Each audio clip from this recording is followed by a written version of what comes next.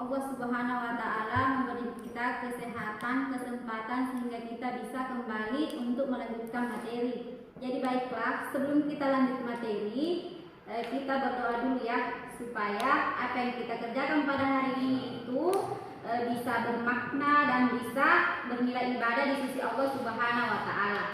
Oke? Jadi baiklah, untuk doanya dipimpin oleh ketua kelasnya. Ayo, ketua kelasnya silahkan pimpin doanya.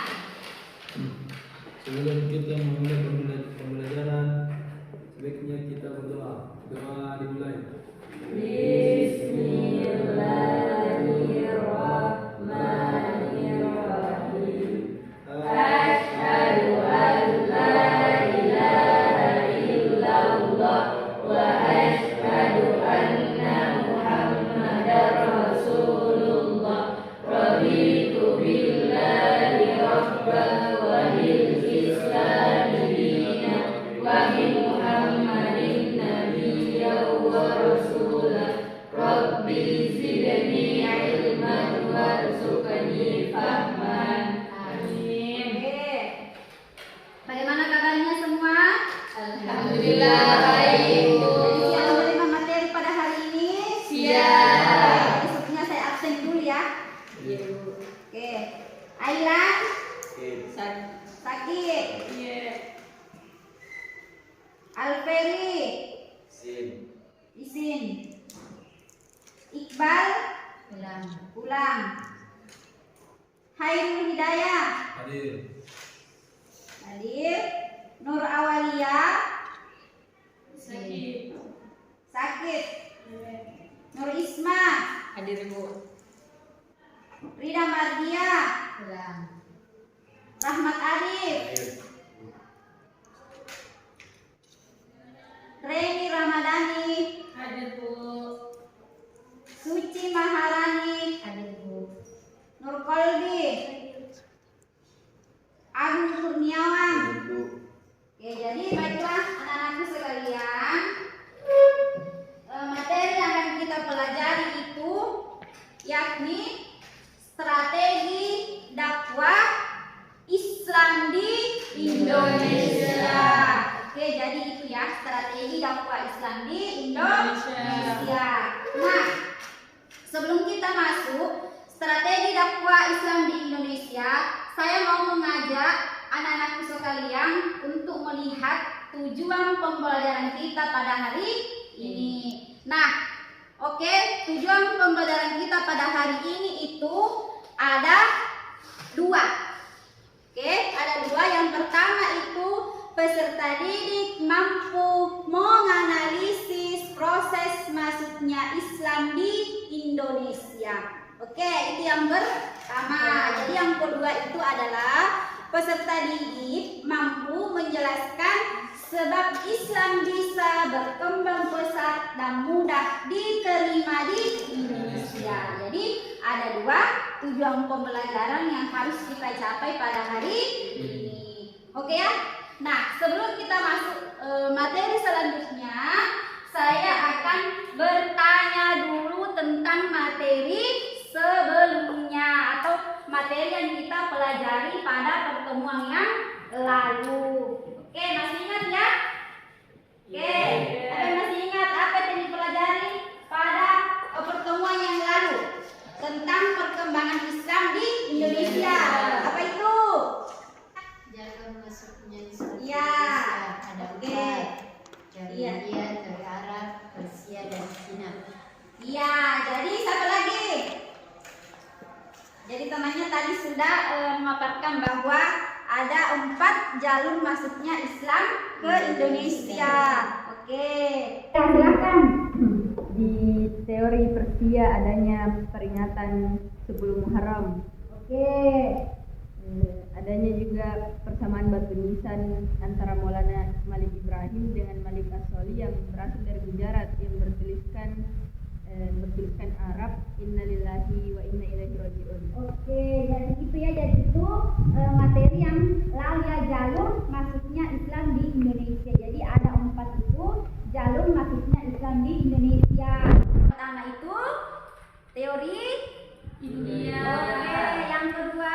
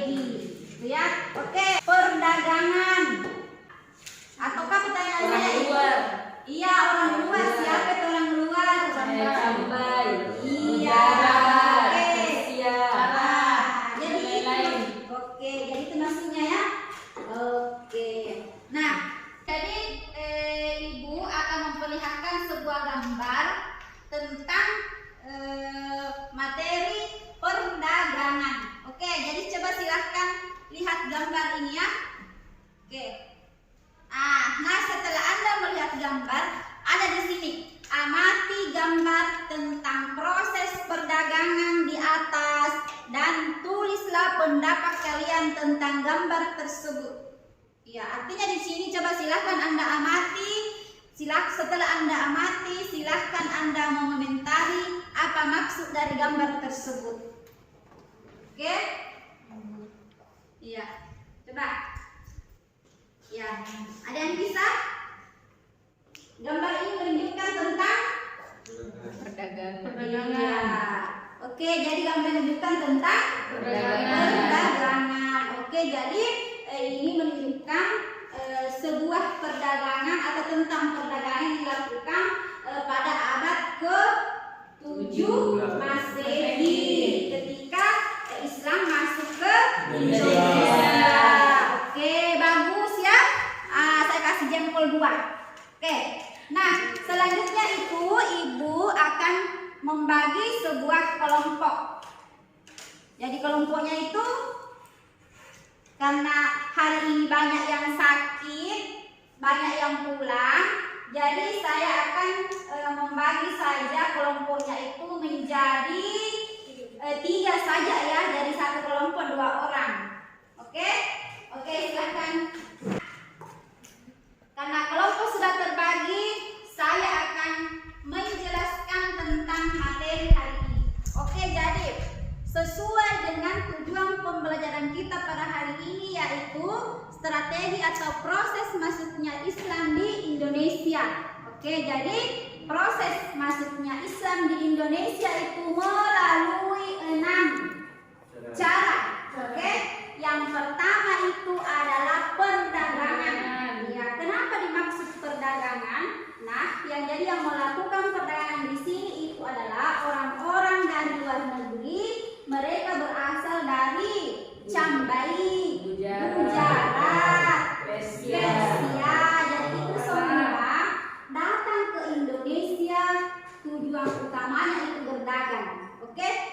Kemudian karena biasanya mereka lama di Indonesia, akhirnya mereka bersosialisasi dengan warga Indonesia dan kemudian mereka memperkenalkan Islam kepada warga Indonesia.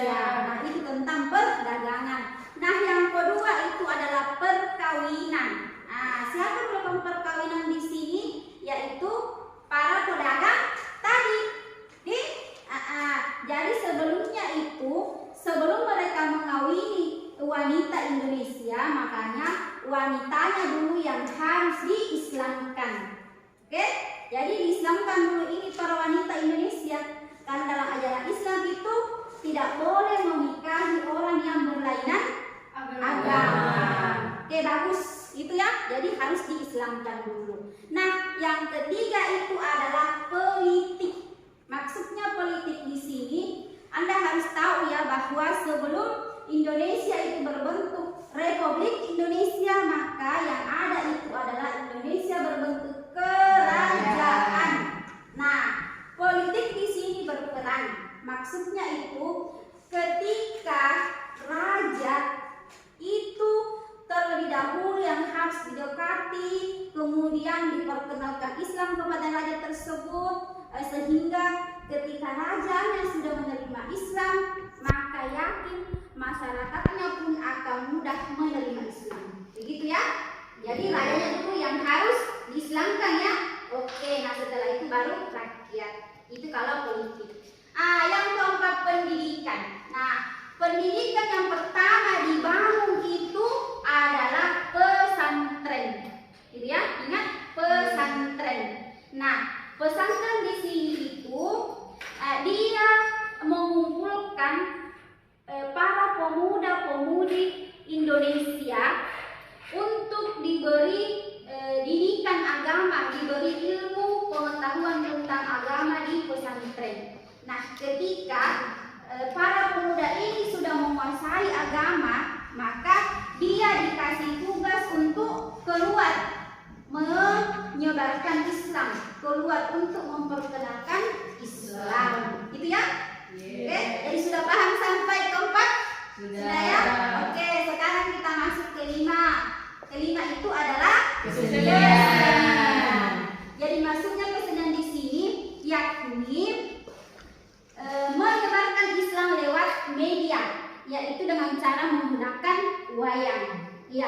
jadi ketika melakukan sebuah pertunjukan, wayang itu dijadikan semua media untuk memperkenalkan Islam. Maksudnya itu orang-orang diundang, kemudian dalam pegelaran itu ditampilkan bahwa dalam Islam itu dikenal namanya ada Nabi. Kan masyarakat Indonesia itu hanya mengenal mereka nama-nama dewa kan? Jadi wayang itu diperkenalkan bahwa nama-nama dewa-dewi itu diganti dengan nama-nama nabi, terus nama-nama malaikat. Jadi itu ya, lewat wayang, lewat pertunjukan itu ya. Nah, yang terakhir tasawuf. Jadi tasawuf itu berhubungan dengan sufi. Jadi sufi itu artinya orang yang sudah mendalami ilmu agama Islam. Nah, ini jadi ketika sudah mendalami Islam, artinya dia memperkenalkan kepada masyarakat awam, masyarakat yang belum mengenal Islam, bagaimana cara kita, apa yang kita harus lakukan untuk mendekatkan diri kepada Allah. Coba ada yang tahu ya apa kira-kira yang harus dilakukan supaya kita itu termasuk orang yang dekat dengan Allah? Ada yang bisa kasih contoh? Beribadah. Iya, beribadah, apa lagi? Sedekah. Bersedekah, apa lagi? Iya, Menghargai. Iya, menghargai. Jadi itu semua adalah ajaran Islam. Oke, paham? Oke, paham. Jadi paham ya? Kita masuk ke jam pembelajaran kedua. Ya kan? Jadi menganalisis, jadi peserta didik mampu menganalisis Islam bisa berkembang pesat dan maju di Indonesia. Nah, ini ya kenapa Islam bisa berkembang pesat di Indonesia? Karena ada beberapa faktor. Nah, yang pertama itu Islam bersifat terbuka. Artinya itu ketika Islam sudah diterima, siapapun yang sudah mengenal Islam itu maka mereka wajib menyebarkan Islam. Jadi siapapun yang mengenal Islam maka mereka punya kewajiban untuk memperkenalkan Islam. Ya itu maksudnya bersifat terbuka. Yang kedua itu penyebaran dilakukan dengan damai. Oke, maksudnya itu dalam menyebarkan Islam tidak ada paksaan. Jadi silahkan terima Islam secara ikhlas. Oke. Yang ketiga, tidak mengenal diskriminasi. Artinya dalam Islam itu tidak ada namanya kedudukan. Maksudnya begini, tidak memandang bahwa di Islam itu tidak ada perbedaan antara orang kaya, orang miskin, berkulit putih, berkulit hitam, semua sama di hadapan Allah Subhanahu wa Ta'ala. Yang membedakan apa? Iman. Iya, betul. Dan yang membedakan itu adalah tingkat keimanan kita. Perayaannya sederhana. Jadi dalam Islam itu tidak harus pakaian mewah, tidak ya. Misalnya kita mau lebaran, dalam Islam tidak mengajarkan bahwa harus pakaian mewah, harus pakaian baru, tidak sebenarnya ya. Tetapi kalau ada tidak apa-apa, tetapi kalau mau dipaksakan jangan, karena Islam tidak seperti itu, ya kan? Silahkan pakai, yang penting itu bebas dari najis. Jadi tidak harus bermewah-mewah. Oke. Terakhir adanya kewajiban mengeluarkan zakat. Dalam Islam itu memang orang yang mampu itu harus mengeluarkan zakat. Ya kan? Tujuannya apa? Untuk menciptakan kesejahteraan di antara kita ya. Iya, jadi silahkan Anda mengeluarkan zakat bagi yang sudah mampu. Karena kelompok sudah saya bagi, ya kan, sudah teman-temannya. Jadi ada 3 masalah pada hari ini yang harus kita diskusikan. Oke, nah yang pertama, oke coba silahkan lihat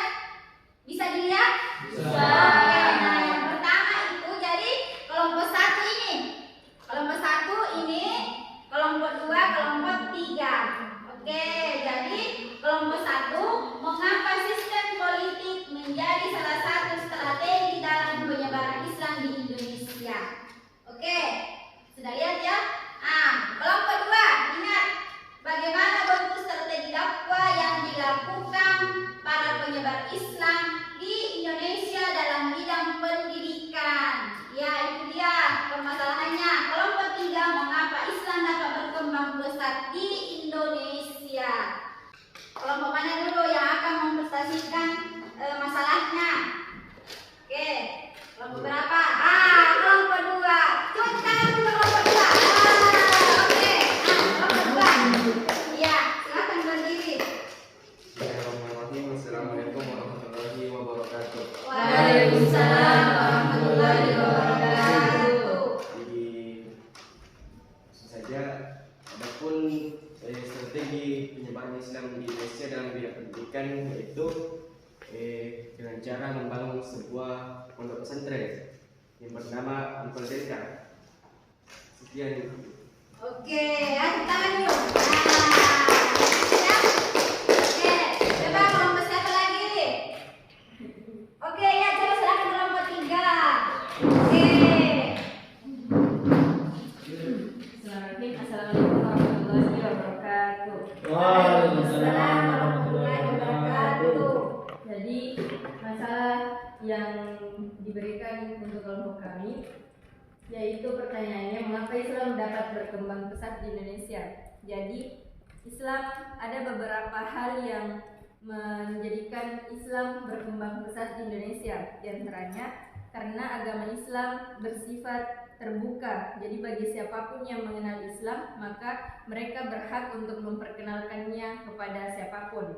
Yang kedua, penyebaran agama Islam dilakukan secara damai, jadi tidak ada paksaan kepada siapapun. Yang ketiga, Islam tidak mengenal adanya diskriminasi, jadi tidak ada perbedaan antara kaya maupun miskin dan antara kulit hitam maupun putih. Yang keempat, perayaan-perayaan dalam Islam sederhana, jadi tidak harus menggunakan pakaian yang mewah untuk setiap hal perayaan dalam Islam. Yang kelima, dalam Islam dikenal adanya kewajiban membayar zakat, jadi yang bertujuan untuk menciptakan kesejahteraan di antara agama Islam itu sendiri. Sekian dari kami. Wassalamualaikum warahmatullahi wabarakatuh. Oke, tepuk tangan dulu. Iya. Oke, sekarang kelompok 1. Oke, kelompok 1, mana suaranya? Bismillahirrahmanirrahim. Assalamualaikum warahmatullahi wabarakatuh. Waalaikumsalam warahmatullahi wabarakatuh. Adapun pertanyaan yang diberikan yaitu mengapa sistem politik menjadi salah satu strategi dalam penyebaran Islam di Indonesia? Karena biasanya masyarakat akan mengikuti agama rajanya, dan pada saat itu kerajaan pertama yang menganut agama Islam yakni Samudra Pasai, dan kerajaan tersebut selalu menolong kerajaan yang tertindas sehingga yang tertolong mengikuti agama yang dianut oleh Samudra Pasai. Oke. Warahmatullahi wabarakatuh. Oke, jadi Waalaikumsalam warahmatullahi wabarakatuh. Tangan dulu. Oke, siapa tahu ada yang mau bertanya kepada kelompok lain, dipersilahkan. Oke, silahkan. Oke. Ya, pertanyaannya untuk kelompok siapa? Oke. Assalamualaikum warahmatullahi wabarakatuh. Waalaikumsalam warahmatullahi wabarakatuh. Jadi langsung saja, tadi kelompok 2 sudah menjelaskan bahwasanya pendidikan pertama yang didirikan yaitu pesantren Ampel Delta. Jadi pertanyaan saya, siapakah yang mendirikan pesantren tersebut? Sekian, wassalamualaikum warahmatullahi wabarakatuh. Oke, yang berhubungan tentang pesantren. Coba kelompok 2 atau bisa juga kelompok lain juga bisa menanggapi, ya kan? Coba, yang lain lagi. Coba siapa? Oke. Baik, langsung saja, yaitu Sunan Ampel dan Raden atau Raden Rahmat. Oke, jadi pendirinya Sunan Ampel atau Raden Rahmat. Sudah mempresentasikan untuk masalah hari ini ya. Untuk materi hari ini ada beberapa kesimpulan yang bisa kita tarik. Coba sebelum Ibu menyimpulkan, ada yang bisa dari anak-anakku sekalian untuk menyimpulkan untuk pelajaran hari ini? Ada? Ada? Oke, coba silakan. Ya, silakan berdiri.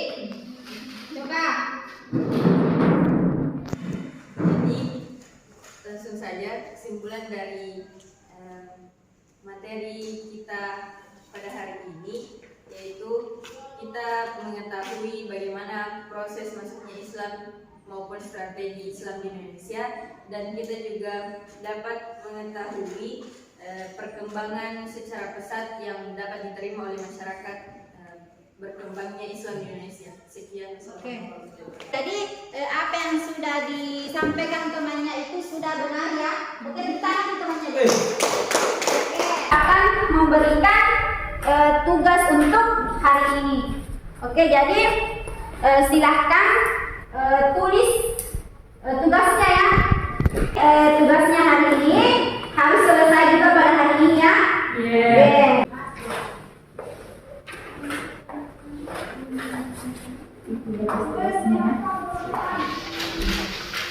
Oke, jadi silakan dikerja.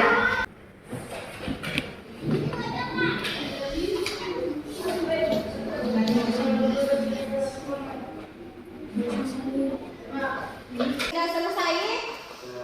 Oke, silakan kumpul dulu. Tugasnya kumpul dulu. Jangan lupa nama ditulis ya.